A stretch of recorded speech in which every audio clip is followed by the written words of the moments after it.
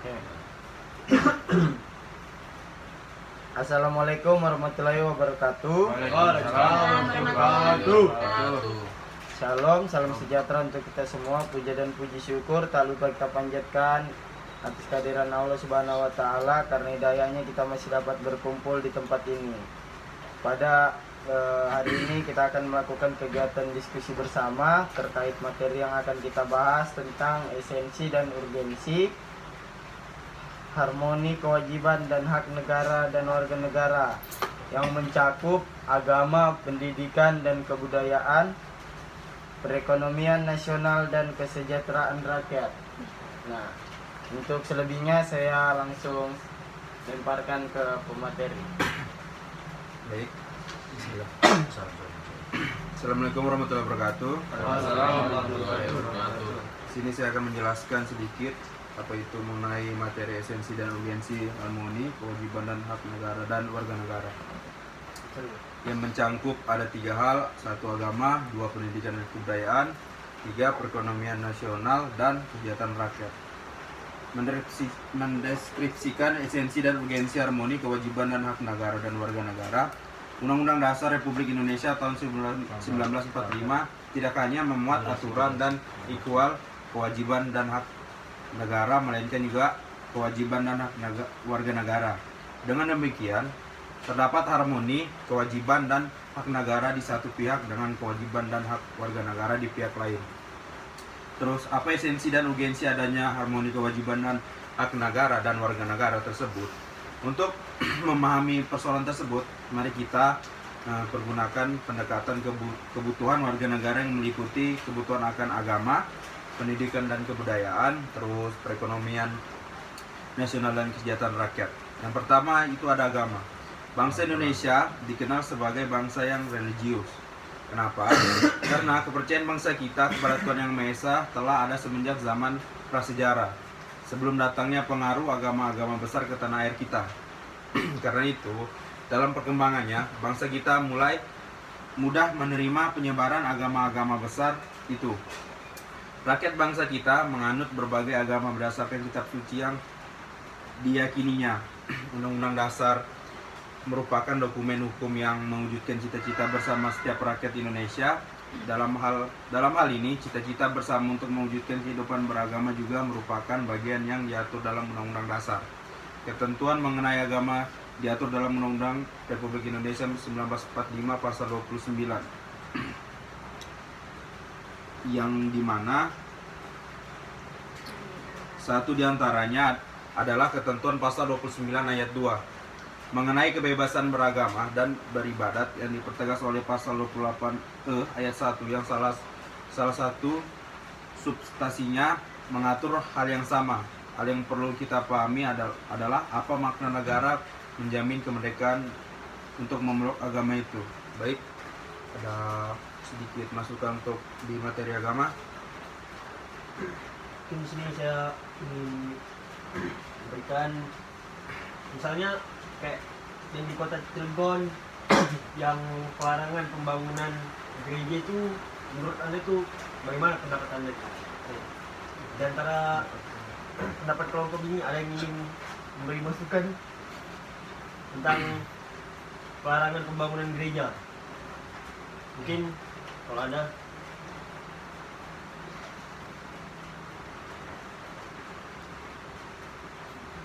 Ada yang ingin mengasih masuk pendapat dari saudara Panda?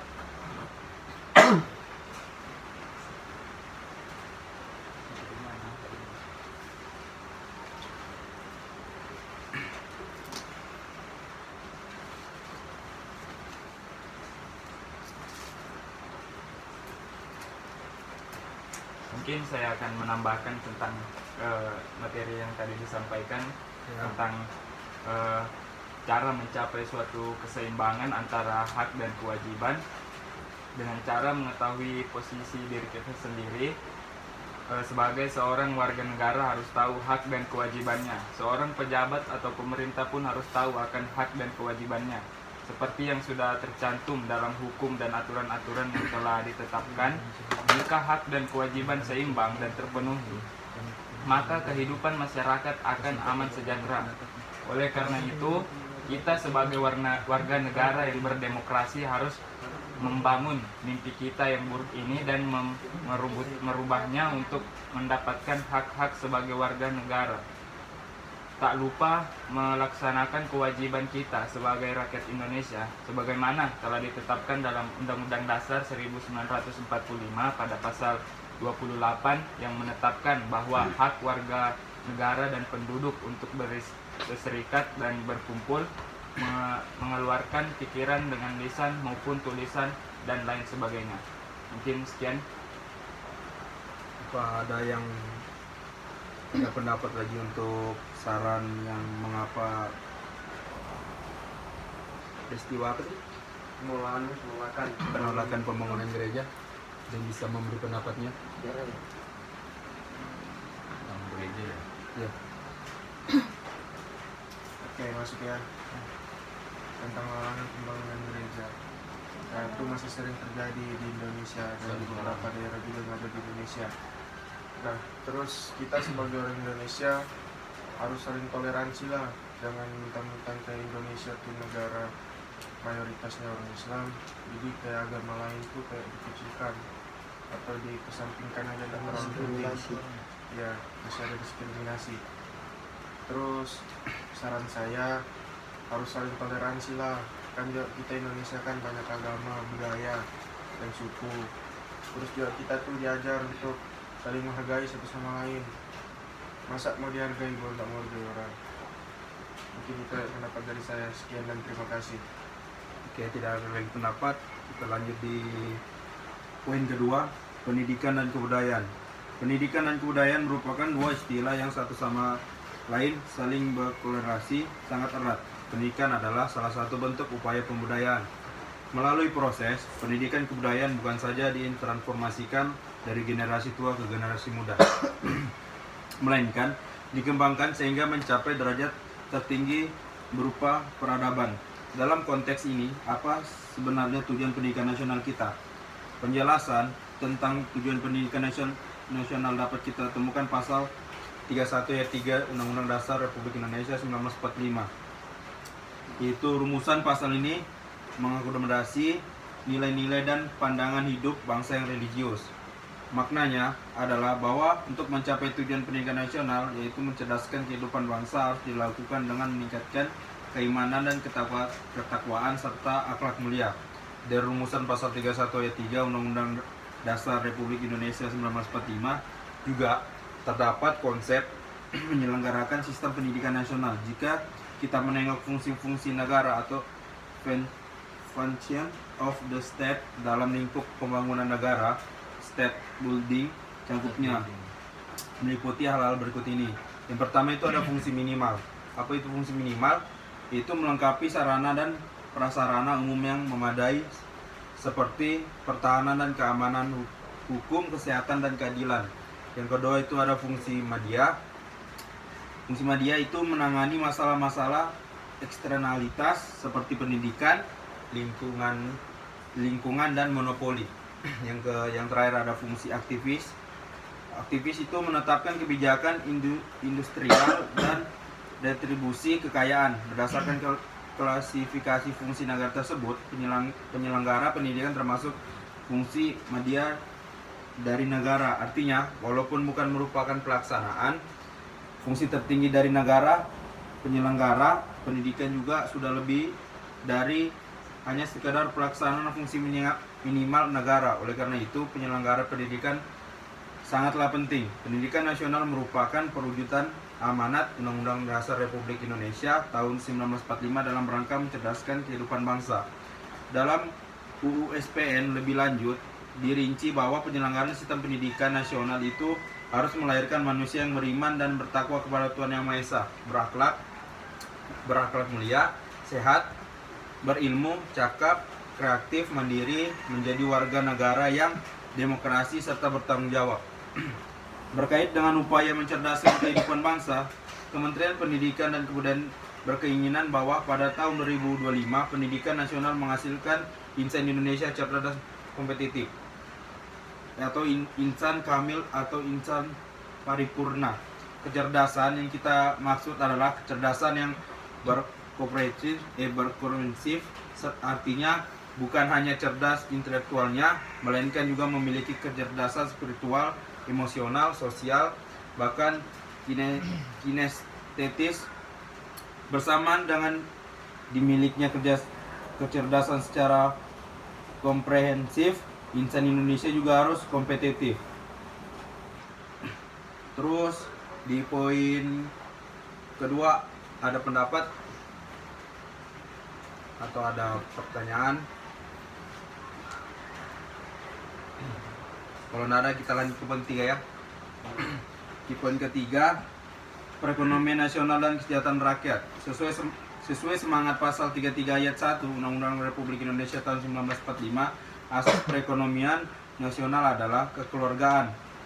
Apa makna asas kekeluargaan? Kekeluargaan merupakan asas yang dianut oleh masyarakat Indonesia dalam berbagai aspek kehidupan yang salah satu kegiatan perekonomian nasional. Asas kekeluargaan dapat diartikan sebagai kerjasama yang dilakukan lebih dari seorang dalam menyelesaikan pekerjaan, baik itu kepentingan pribadi maupun kepentingan umum. Hasil pekerjaan bersama memberikan manfaat dapat dinikmati secara adil oleh banyak orang. Tujuannya agar pekerjaan dapat selesai dan memberi hasil yang lebih baik. Terus, penerapan asas kekeluargaan dalam perekonomian nasional adalah dalam sistem ekonomi kerakyatan. Apa makna sistem ekonomi kerakyatan itu? Sistem ekonomi kerakyatan adalah sistem ekonomi nasional yang berasas kekeluargaan, berkedaulatan rakyat, bermuara Pancasila, dan menunjukkan pemihakan sesungguh-sesungguh pada ekonomi rakyat. Sistem ekonomi kerakyatan adalah sistem ekonomi yang bertumbuh pada kekuatan mayoritas rakyat. Dengan demikian, sistem ini dapat dipisahkan dari pengertian sektor ekonomi rakyat, yakni sektor ekonomi baik sektor ekonomi produksi, distribusi maupun konsumsi yang melibatkan rakyat banyak, terus memberikan manfaat bagi rakyat banyak, dan pemilikan dan penilikannya oleh rakyat banyak. Nah, sampai sini dari ketiga poin tersebut dan materi yang saya sampaikan, ada yang ingin bertanya? Aku nanti lanjutnya pertanyaan dulu.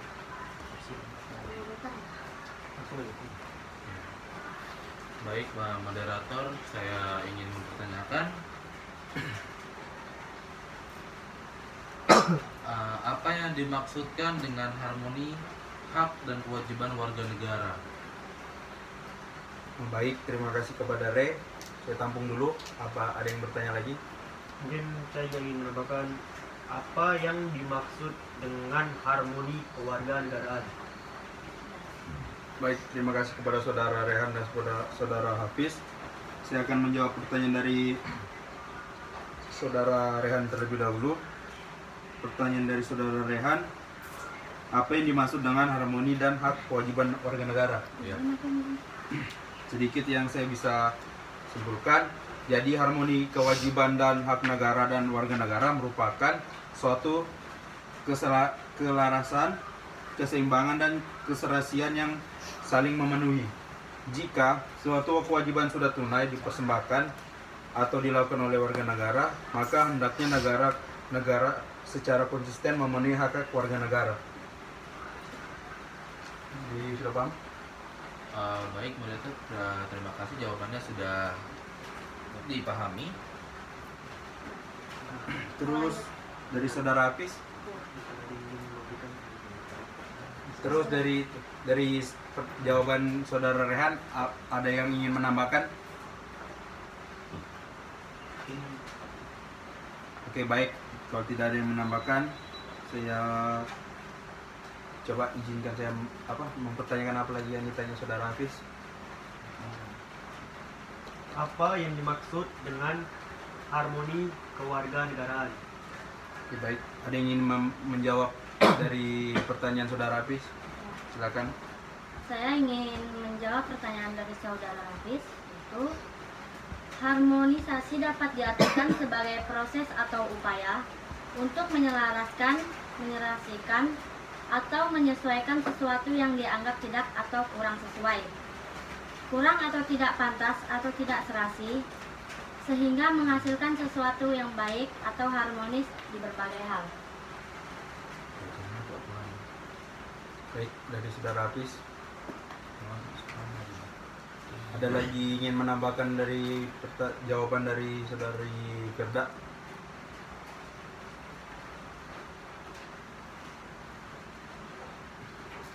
Baik, kalau tidak ada, izinkan saya untuk menanyakan kepada saudara-saudara kalian,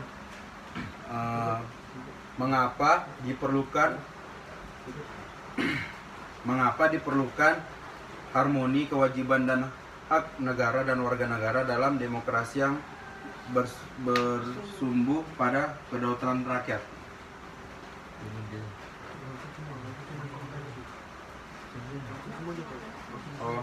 Terus yang kedua, bagaimana cara melakukan harmonisasi dan menjaga keseimbangan hak dan kewajiban asasi manusia dalam kehidupan sehari-hari. Terus yang ketiga, apa konsep dan urgensi harmoni kewajiban dan hak negara dan warga negara? Jadi 3 pertanyaan, ada yang ingin menjawab dari saudara-saudara? Ya, silakan saudara Asar.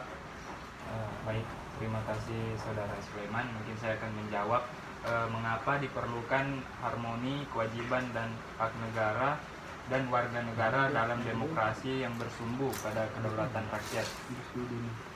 Harmonisasi hak dan kewajiban diperlukan dalam kehidupan berbangsa dan bernegara karena hak dan kewajiban merupakan wujud dari hubungan warga negara dengan negara yang sifatnya timbal balik. Aturan hak dan kewajiban warga negara dan negara Indonesia juga diatur dalam Undang-Undang NRI 1945 pasal 27 sampai 34. Baik, terima kasih kepada saudara Asar. Ada yang ingin menambahkan jawaban? Baik, tidak.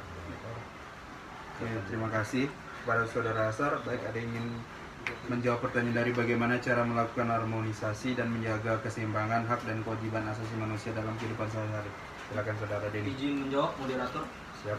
Ya, pertanyaannya itu bagaimana cara melakukan harmonisasi dan menjaga keseimbangan hak dan kewajiban asasi manusia dalam kehidupan sehari-hari. Ya. Yaitu menghormati dan menyayangi sesama anggota keluarga, mematuhi nasihat dan perintah kedua orang tua, tidak memaksakan kehendak terhadap anggota keluarga, menghargai adanya tiap perbedaan sesama anggota keluarga, saling mengasihi sesama anggota keluarga. Sudah saja jawaban dari saya. Terima kasih kepada saudara Denim. Ada ingin menambahkan dari jawaban Denim, yaitu ada ingin menambahkan contoh atau apa?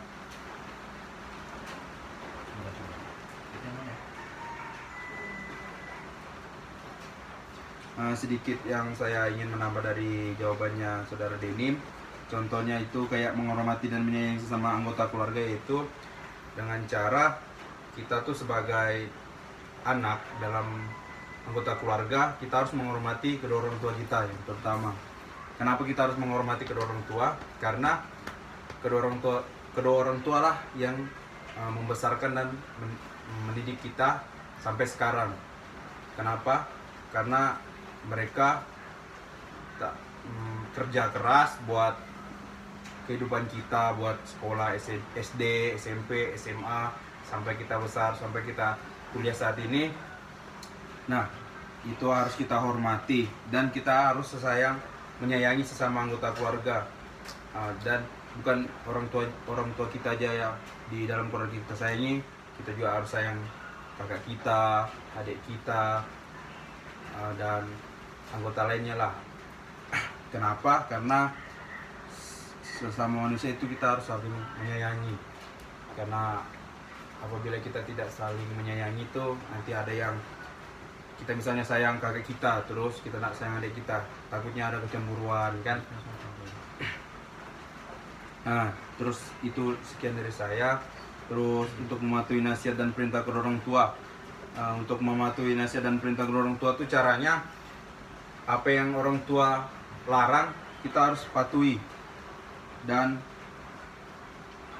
dan nasihat yang orang tua berikan kita, ya nasihat yang baik kita harus terima, karena orang tua nggak mungkin nasihat yang buruk lah sama kita, karena orang tua ingin kita menjadi orang yang lebih baik dari kedua orang tua kita angkat derajat orang tua.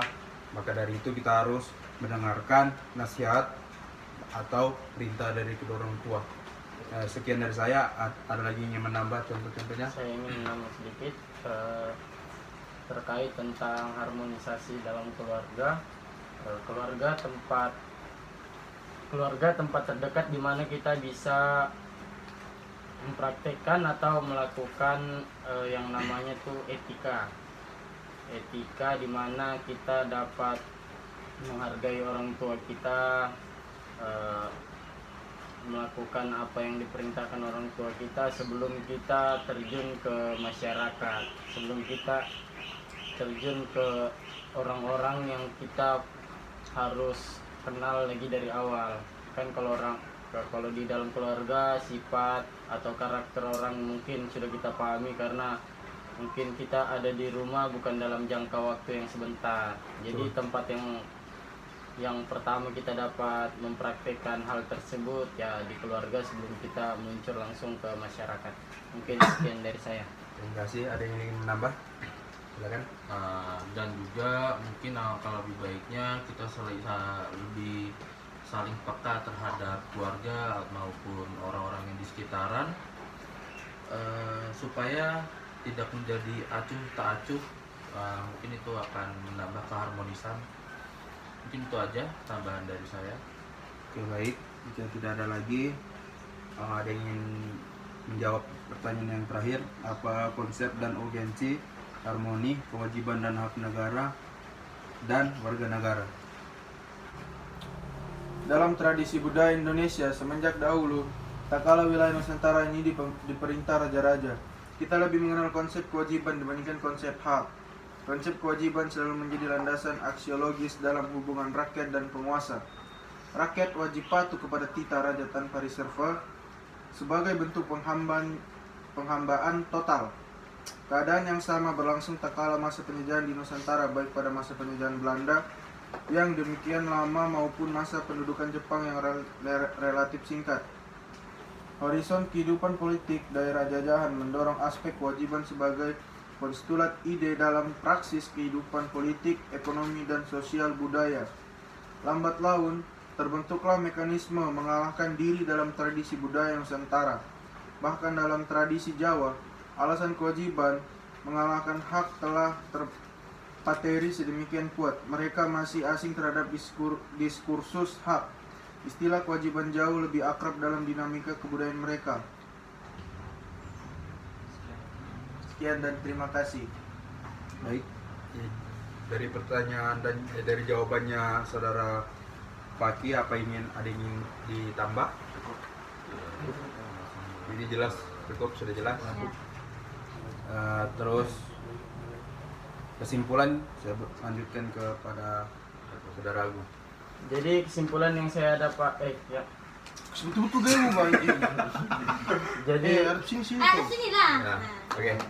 Jadi yang dapat saya simpulkan pada materi kita kali ini yaitu kita harus memperbesar rasa nasionalisme dan rasa kemanusiaan kita tanpa memandang ras, suku, agama, budaya, dan golongan. Karena kita di Indonesia dikenal memiliki banyak perbedaan, yaitu tentang agama, budaya, suku, dan ras. Dan kita juga harus memiliki rasa kemanusiaan yang tak pandang pendidikan, mau dia lulusan SD, SMP, SMA, ataupun selebihnya. Karena setinggi-tingginya pendidikan tidak ada artinya jika tidak punya rasa kemanusiaan. Dan yang ketiga, kita juga tidak boleh memandang sesuatu atau mementingkan sesuatu berdasarkan dari perekonomiannya, mau dia berasal dari orang kaya ataupun orang miskin, semua hakikatnya sama di mata masyarakat. Kita harus bisa adil dan tidak pernah merasa bahwa saya lebih dari dia, jadi saya yang harus lebih dipentingkan daripada dia. Itu sekian dari saya. Mungkin akan saya tutup diskusi kita pada siang hari ini. Saya akhiri. Wabillahi taufiq wal hidayah. Wassalamualaikum warahmatullahi wabarakatuh. Waalaikumsalam warahmatullahi wabarakatuh.